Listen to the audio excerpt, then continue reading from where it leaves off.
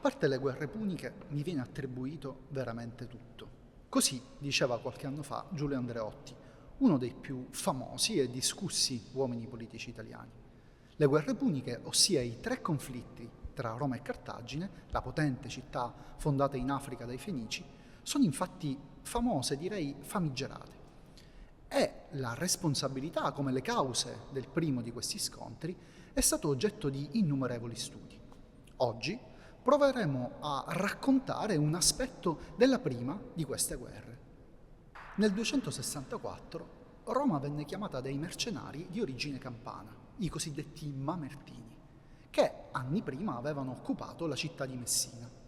La città del Lazio controllava direttamente o in modo egemonico quasi l'intera penisola italiana, ma i mercenari, minacciati dalla potente città di Siracusa, avevano chiamato in aiuto anche i cartaginesi, che controllavano la parte occidentale della Sicilia. Cartagine e Roma erano stati fino ad allora ottimi amici. Gli interessi e le macro-strategie delle 2 città erano del resto totalmente complementari. L'interesse primario di Cartagine era controllare le rotte marittime, cosa che la rendeva una sorta di super trust del commercio del mondo antico. Roma doveva invece proteggere i suoi domini italici dalla minaccia gallica. Per questo aveva già cominciato a colonizzare la pianura padana ed era proiettata verso nord.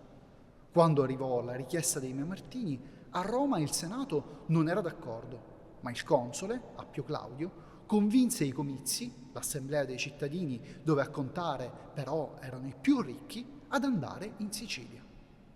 Quando i Mamertini scacciarono via i cartaginesi venuti in loro aiuto e accolsero i romani, la guerra scoppiò. Inizialmente si trattò di uno scontro che coinvolgeva da un lato Siracusa e Cartagine, dall'altro Roma. La cosa più interessante è che appena un anno dopo, senza che vi fosse alcuna vittoria, le città della Sicilia orientale passarono dalla parte dei Romani. A giocare fu molto probabilmente la fama di potenza affidabile che avevano i Romani, quello che oggi si definirebbe il loro soft power. La prima delle città siciliane che si allearono ai Romani fu proprio Alesa. Roma non lo dimenticò e una volta conquistata la Sicilia, diede ad essa e a poche altre città, come Segesta, uno statuto particolare che la rendeva esente dai tributi. Un fatto che aiutò moltissimo la prosperità della città. Del resto, grazie all'alleanza con le città siciliane, Roma ebbe grandi vantaggi strategici durante il conflitto. Siracusa, che si alleò con i Romani poco dopo, fornì ad esempio il suo know-how in termini di tecnologia navale.